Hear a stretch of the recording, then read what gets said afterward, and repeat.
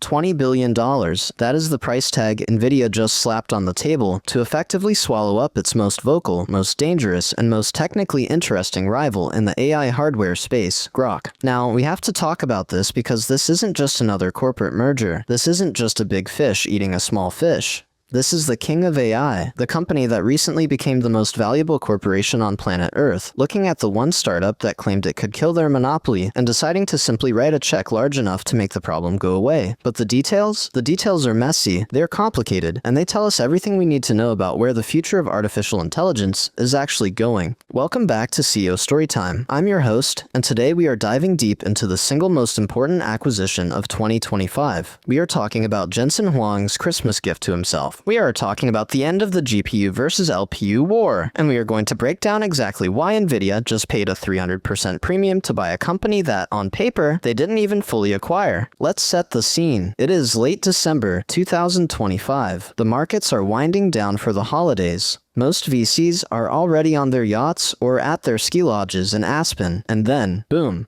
CNBC drops the bomb. Nvidia has agreed to pay approximately $20 billion in cash to acquire the core assets, the intellectual property, and the key talent of Groq.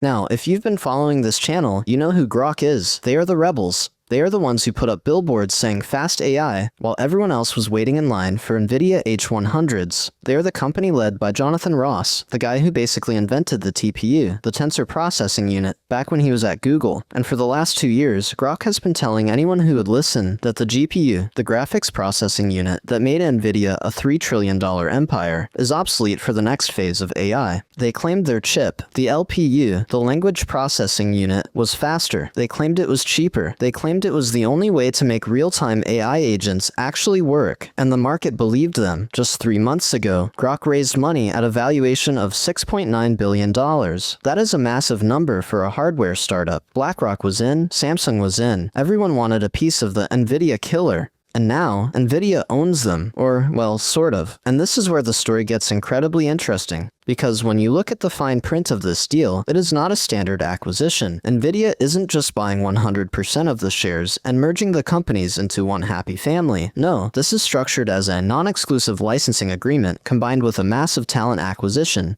Here is what is actually happening. Nvidia is paying $20 billion.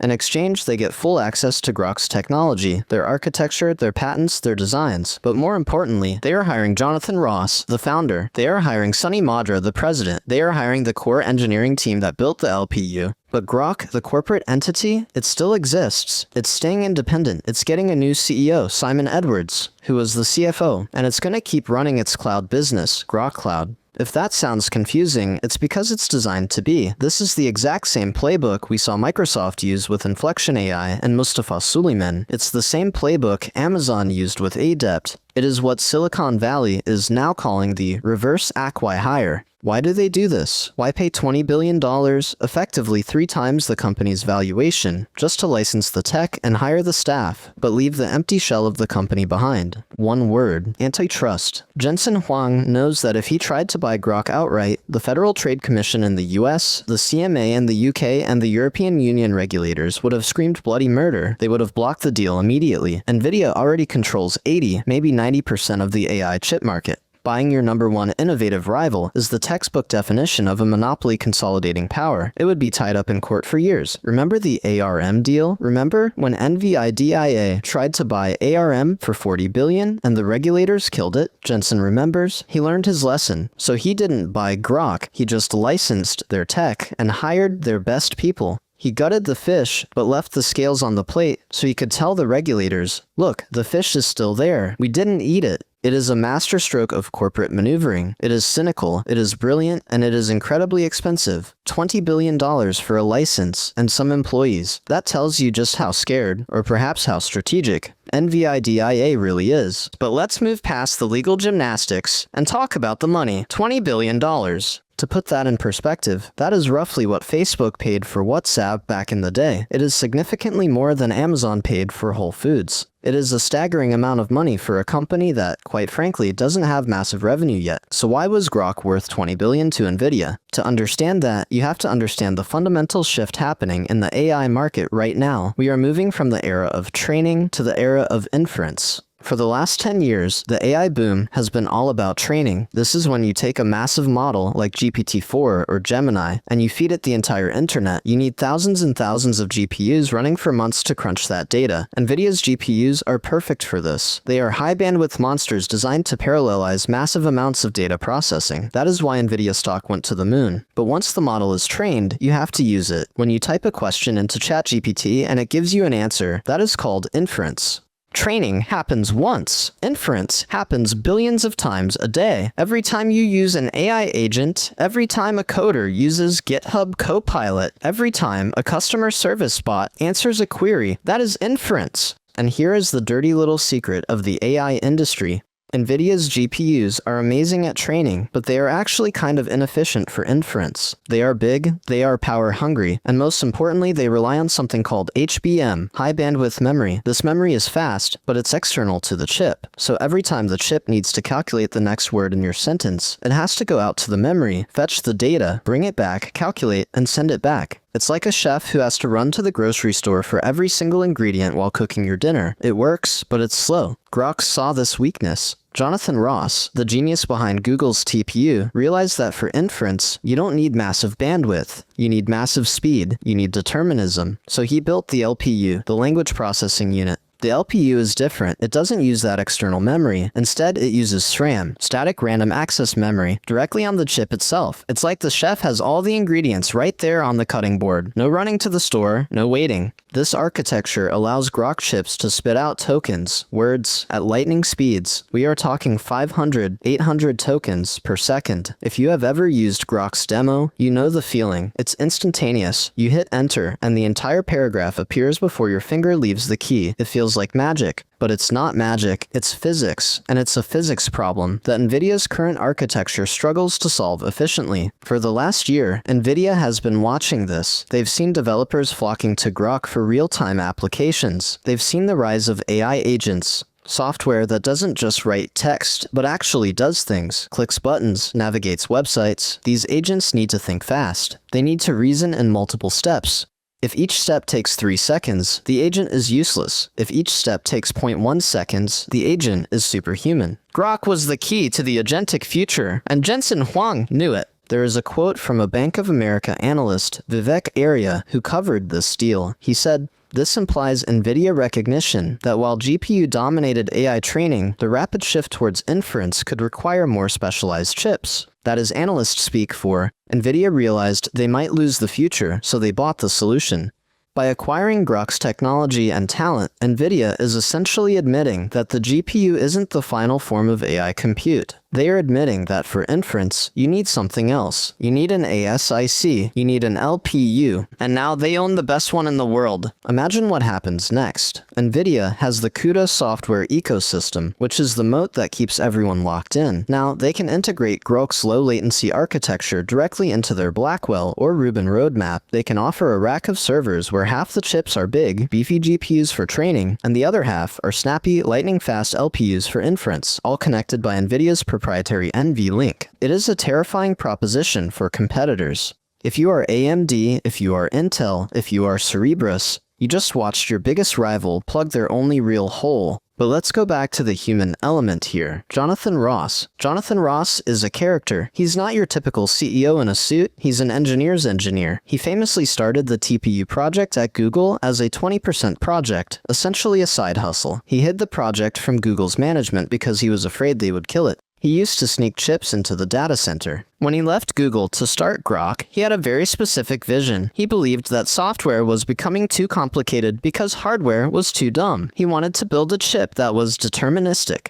In a normal computer, you never know exactly how long a task will take. There are cache misses, there are interrupts, there is heat throttling, it's chaotic. Groq's chip is like a Swiss watch. Every instruction takes exactly the known amount of time. The compiler knows exactly where every electron is going to be at every nanosecond. This makes the software incredibly simple. You don't need complex schedulers, you just line up the data and fire. This is the mind that Nvidia just bought. They aren't just buying the patents, they are buying the brain that thinks about compute in a fundamentally different way than the GPU architects do. And for Jonathan Ross, this is a victory lap. He built a company, he challenged the giant, and he forced the giant to pay a king's ransom. Sure, he technically joins Nvidia now, he becomes an employee, but let's be real, when you sell your tech for $20 billion, you aren't just an employee, you are a kingmaker. However, there is a dark side to this deal, and we need to talk about it. What happens to the market now? We mentioned the regulators earlier. They are going to be furious, even with the clever structure. But the reality is, the damage is done. The talent is moving. The IP is transferring. Even if the government sues in 6 months, the knowledge transfer will have already happened. This deal effectively decapitates the opposition. Groq was the poster child for "there is an alternative."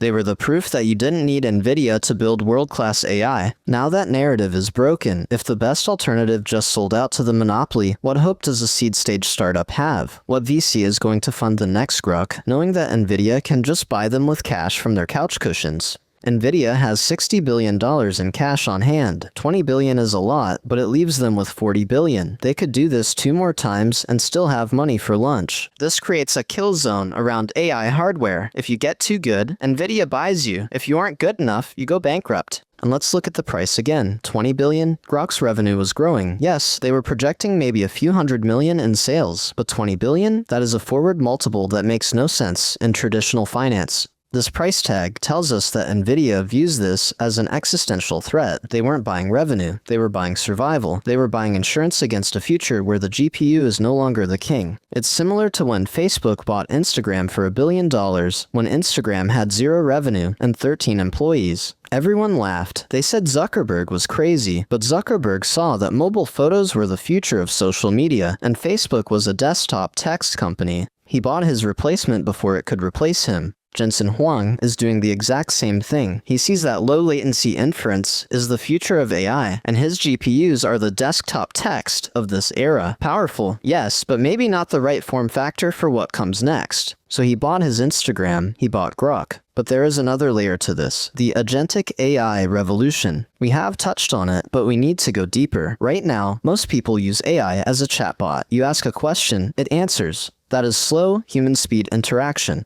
The next year, 2026, is going to be about agents, systems that work in the background. You tell your AI, plan my vacation, book the flights, make reservations for dinner, and email my boss that I'm taking off. To do that, the AI has to do hundreds of micro-inferences. It has to check flight prices. That's an inference. It has to read your calendar. That's an inference. It has to compare hotel reviews. That's an inference. If you try to do that on a standard GPU cluster, the latency stacks up. It might take 10 minutes to process. No one wants to wait 10 minutes. With Groq's LPU technology, that could happen in seconds. By owning this tech, Nvidia is positioning itself to be the engine of the agent economy. They don't just want to be the chip you train the model on. They want to be the chip that runs the model every single second of every single day for the rest of time. That is a much bigger market than training. Training is a capital expenditure. You buy the chips once. Inference is an operational expenditure. You pay for it every time you use it. If Nvidia can own the inference market with the same stranglehold they have on training, they aren't a $3 trillion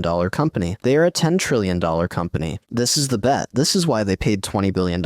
But wait, there is more. We haven't even talked about the other players in this game. What does Sam Altman think about this? What does Elon Musk think? Remember, OpenAI and Microsoft were looking at Groq too. There were rumors that Sam Altman wanted to build his own chips. By snatching Groq, Nvidia is also blocking its biggest customers from becoming its competitors.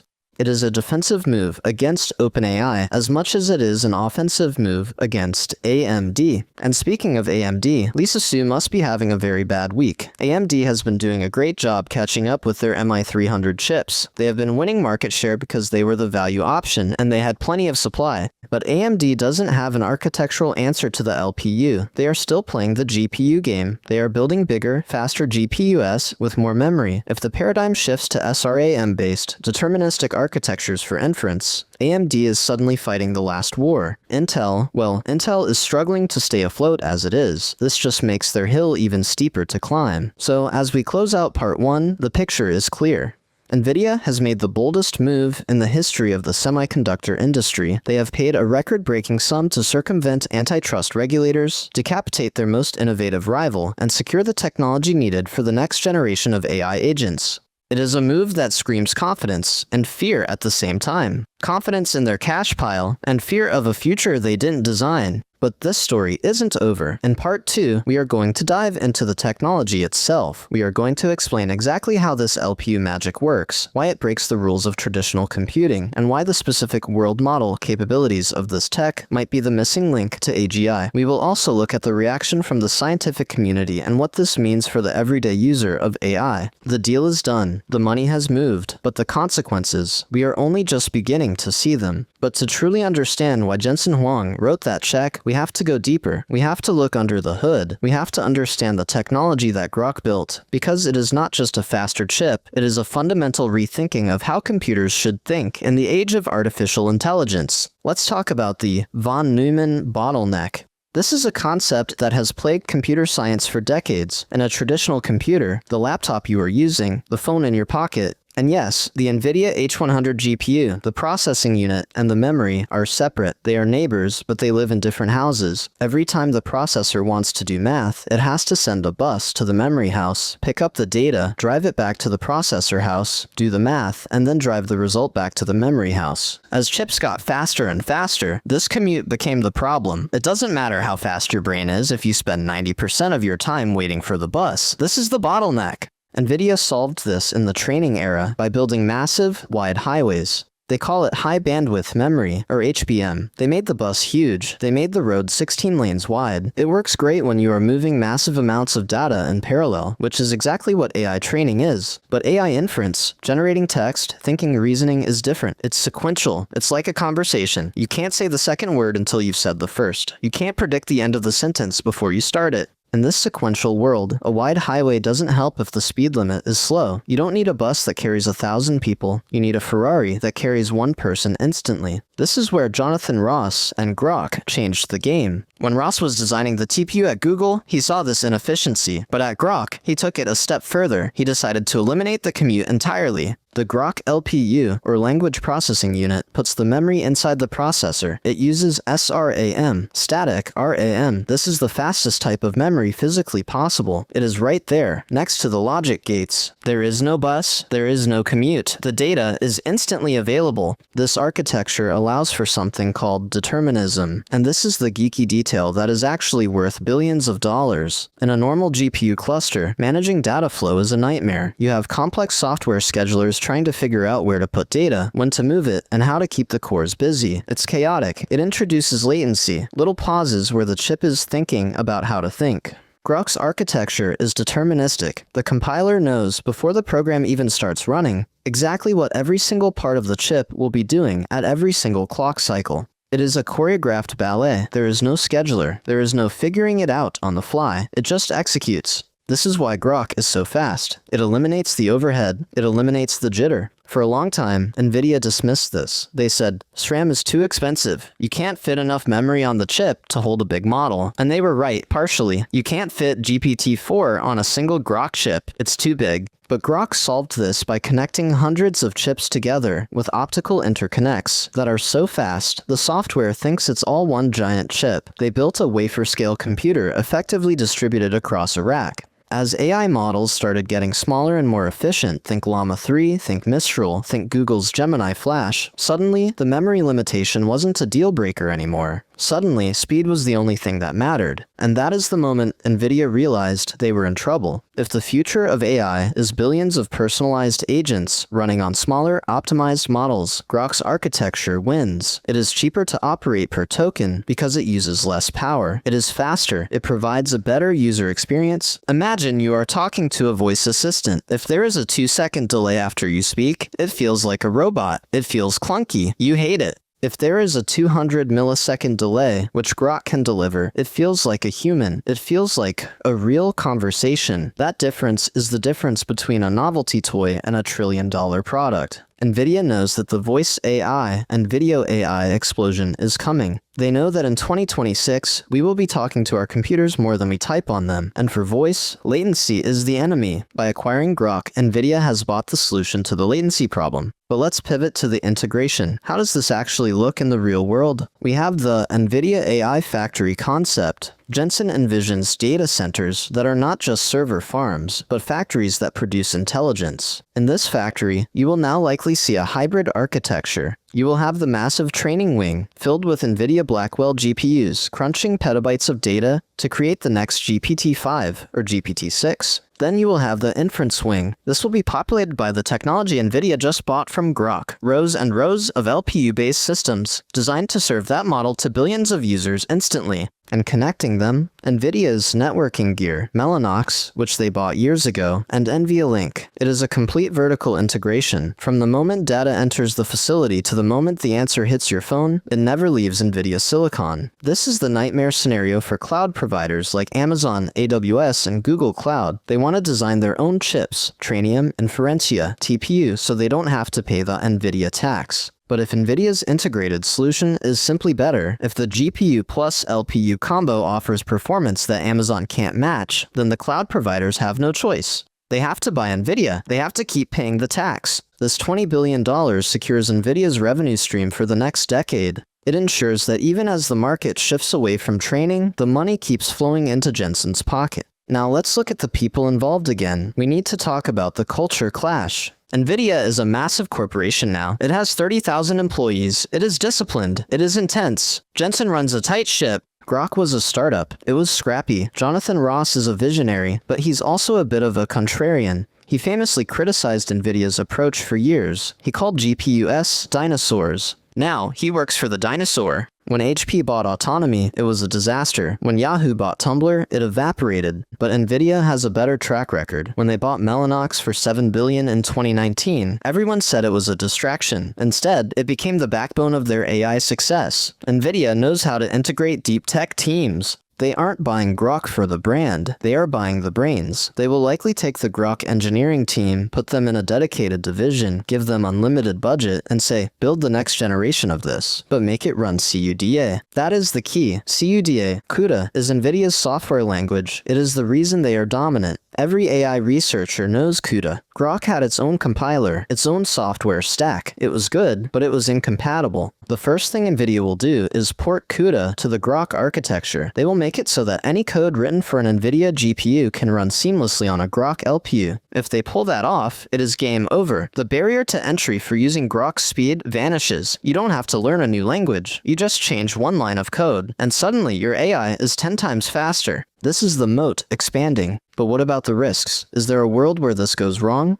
Absolutely. First, there is the execution risk. Integrating a completely different memory architecture into the Nvidia stack is hard engineering work. It might take 2 years. In AI, 2 years is a lifetime. Second, there is the competition. We mentioned Cerebras earlier. They are another startup building wafer-scale chips. They are still independent. They might become the new rallying point for the anti-Nvidia resistance. Then there is Google. Google has the TPU. The TPU is actually very similar to the Groq LPU in philosophy. It's an ASIC. Google has been using TPUs internally for a decade. They don't sell them. They just use them for Gemini and search. Now that Nvidia has gone Groq, Google might feel the pressure to start selling TPUs to outsiders, or they might accelerate their own development. The TPU versus LPU war is now the Google versus Nvidia war directly. And let's not forget the open source hardware movement. Meta, Facebook, is designing its own chips, MTIA. Microsoft has Maya. Amazon has Trainium. These big tech companies are tired of Nvidia's margins. They are tired of paying 70% profit to Jensen. They are building their own escape routes. Nvidia buying Groq is an attempt to make that escape impossible. It's Nvidia saying,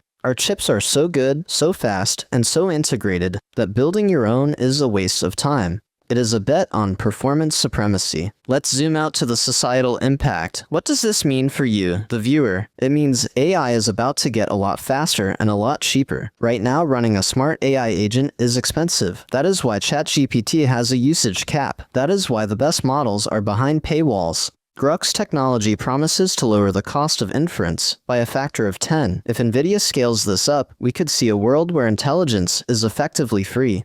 Imagine a world where every student has a PhD-level tutor, AI that talks to them in real time for free. Imagine healthcare bots that can diagnose patients in rural areas instantly for pennies. Imagine video games where every NPC, non-player character, has a human-level brain and can hold a conversation with you with zero lag. This is the world that low-latency, low-cost inference unlocks. By buying Groq, Nvidia is accelerating this timeline. They have the manufacturing capacity, TSMC is their partner, to build millions of these chips. Groq, as a startup, would have struggled to build 50,000. Nvidia can build 5 million. So, in a weird way, this monopoly move might actually be good for the consumer. It might bring the Star Trek computer to reality faster than if Groq had stayed independent and struggled to scale. But we pay a price for that speed. The price is centralization. We are putting the entire future of human intelligence into the hands of one company, one board of directors, one CEO. If Nvidia controls the training chips, GPUs, the inference chips, LPUs, the networking, Mellanox, and the software, Cuda,